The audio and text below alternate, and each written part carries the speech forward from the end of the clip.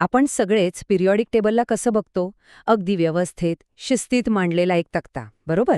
पण काय वाटेल जर मी म्हटलं की या शिस्तबद्ध जगात काही बंडखोर पण आहेत? अशी काही मूलतत्व जी ठरलेले नियम मोडतात आणि आपल्याला रसायनशास्त्राच्या काही खोल रहस्यांकडे देऊन जातात. तर मग प्रश्न हाच आहे की काही मूलतत्व, रसायनशास्त्राचे हे मूलभूत नियम का मोडतात?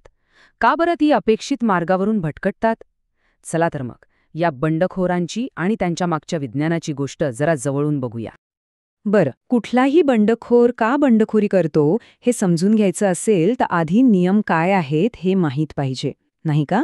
तर अणूमधले इलेक्ट्रॉन आपलं घर कसं निवडतात, म्हणजे नक्की कुठे जाऊन बसतात हे ठरवणारे काही बेसिक रूल्स आहेत. चला आधी तेच समजून घेऊ.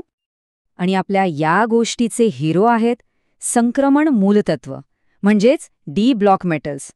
आता यांची खासियत काय? तर यांचे इलेक्ट्रॉन फक्त सगळ्यात बाहेरच्या शेलमध्येच नाही, तर त्याच्या आतल्या डी ऑर्बिटलमध्ये पण भरले जातात. आणि याचमुळे यांच्यामध्ये आपल्याला खूप इंटरेस्टिंग गुणधर्म बघायला मिळतात. ओके, तर इलेक्ट्रॉन नक्की कुठल्या ऑर्बिटलमध्ये आधी जाणार ह्याचं उत्तर देतो मॅडलंगचा नियम. एकदम सोपं आहे. इलेक्ट्रॉन नेहमी कमी एनर्जी लेवल असलेलं घर आधी निवडतात. आणि गंमत इथेच आहे. 4s ऑर्बिटलची एनर्जी 3D ऑर्बिटलपेक्षा थोडीशी कमी असते. त्यामुळे 4s बाहेरचा असूनही इलेक्ट्रॉन आधी तिथे जातात आणि मग 3D मध्ये येतात. हा आहे अपेक्षित क्रम जो पाळला जायला हवा. पण आता गोष्टीत येतो एक ट्विस्ट. आपण आता जो नियम बघितला ना, तो नेहमीच पाळला जातो असा नाही. काही एलिमेंट्स आहेत जे या नियमाला सरळ सरळ आव्हान देतात आणि स्वतःचाच एक वेगळा रस्ता बनवतात. आणि हे आहेत आपले दोन प्रमुख बंडखोर, क्रोमियम आणि कॉपर. आता बघा, नियमाप्रमाणे क्रोमियमचं कॉन्फिगरेशन 3d4 4s2 असायला हवं होतं, पण प्रत्यक्षात ते आहे 3d5 4s1. तसंच कॉपरचं अपेक्षित कॉन्फिगरेशन 3d9 4s2 असताना ते 3d10 4s1 असं दिसतं. म्हणजे 4s ऑर्बिटलमधला एक इलेक्ट्रॉन 3D मध्ये उडी मारतोय. पण का? असं का होतंय? या बंडखोरी मागचं कारण एका शब्दात सांगायचं तर ते आहे स्टॅबिलिटी, म्हणजेच स्थिरता. प्रत्येक मूलतत्व, प्रत्येक अणू नेहमीच सगळ्यात स्थिर अवस्थेत राहण्याचा प्रयत्न करतो. आणि ही एक्स्ट्रा स्टॅबिलिटी मिळवण्यासाठी ते कधीकधी ठरवलेले नियम मोडायलाही मागेपुढे पाहत नाहीत. तर मग नक्की असं काय खास आहे या हाफ फेल्ड म्हणजे D5 आणि फुल्ली फेल्ड म्हणजे D10 सबशेल्समध्ये, की ज्यासाठी एखादं मूलतत्व चक्क नियम मोडतंय? यांना ही जी एक्स्ट्रा स्टेबिलिटी मिळतेय ती येते कुठून? या एक्स्ट्रा स्टेबिलिटी मागे मुख्यत्वे दोन कारणं आहेत. पहिला आहे सिमेट्रिकल डिस्ट्रीब्युशन, म्हणजे समरूपता. जेव्हा डी ऑर्बिटल अर्ध किंवा पूर्ण भरलेलं असतं तेव्हा इलेक्ट्रॉन्स एकदम शिस्तीत सममितीने पसरलेले असतात. या बॅलन्स्ड रचनेमुळे अणू खूप जास्त स्थिर होतो. आणि दुसरं जास्त महत्त्वाचं कारण आहे एक्सचेंज एनर्जी. म्हणजे काय? तर एकाच स्पिनचे इलेक्ट्रॉन एकमेकांशी जागा बदलू शकतात. आणि जेवढे जास्त असे जागा बदलण्याचे चान्सेस असतील तेवढी जास्त एनर्जी रिलीज होते आणि अणूला मिळते प्रचंड स्थिरता. आणि हे एक्सचेंजचे चान्सेस D5 आणि D10 मध्ये सगळ्यात जास्त असतात. आता वाटलं असेल की कोडं सुटलं, बरोबर? पण थांबा, खरी गंमत तर पुढे आहे. जेव्हा एखादा अणू इलेक्ट्रॉन गमावतो आणि आयन बनतो ना, तेव्हा ही गोष्ट एक अगदीच अनपेक्षित वळण घेते. चला एक उदाहरण बघूया. टायटेनियम.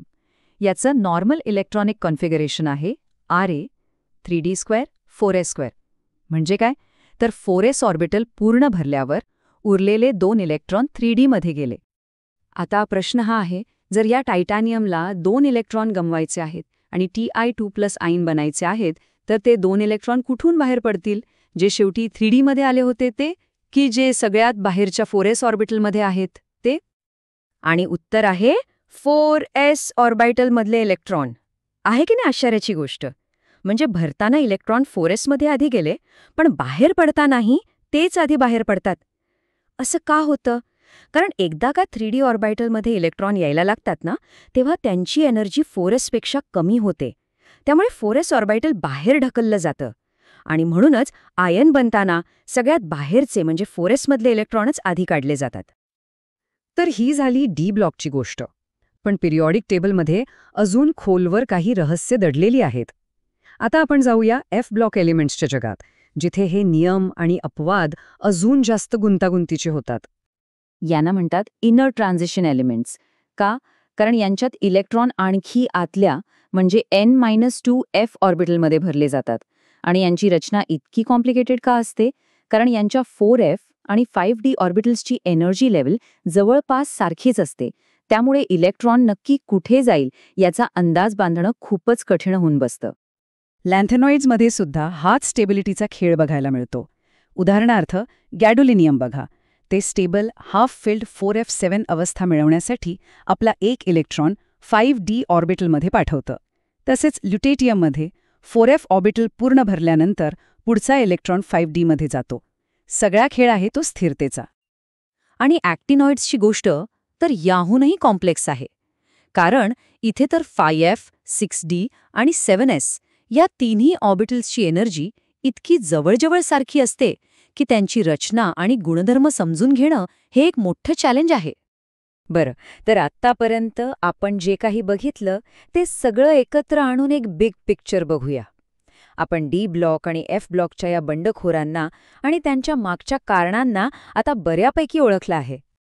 ही स्लाइड आपल्याला दोन्ही गटांमधला फरक अगदी थोडक्यात सांगते. डी ब्लॉक एलिमेंट्समध्ये इलेक्ट्रॉन N-1D म्हणजे बाहेरून दुसऱ्या शेलमध्ये भरतात, तर एफ ब्लॉक एलिमेंट्समध्ये ते N-2F म्हणजे आणखी आतल्या बाहेरून तिसऱ्या शेलमध्ये जातात. डी ब्लॉकमधल्या कॉम्प्लेक्सिटीचं मुख्य कारण आहे D5 आणि D10 सबशेल्सची स्टेबिलिटी, तर एफ ब्लॉकमध्ये F, D आणि S ऑर्बिटल्सची एनर्जी जवळपास सारखी असणं हे गुंतागुंतीचं मूळ आहे. म्हणजे सगळ्यात महत्त्वाचा टेकअवे काय?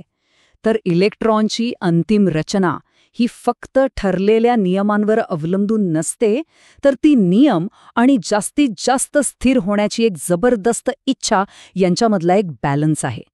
निसर्ग नेहमीच सर्वात स्थिर अवस्था शोधतो, मग त्यासाठी कधीकधी नियम थोडे वाकवावे लागले तरीच चालतं. आणि जाता जाता एक प्रश्न तुमच्यासाठी. जर फक्त स्थिर होण्यासाठी मूलतत्व केमिस्ट्रीचे नियम वाकवू शकतात, तर मग विचार करा, ही वरून इतकी शिस्तबद्ध दिसणारी आवर्त सारणी आपल्या आत अजून कितीतरी आश्चर्यकारक आणि न उलगडलेली रहस्य लपून बसली असेल.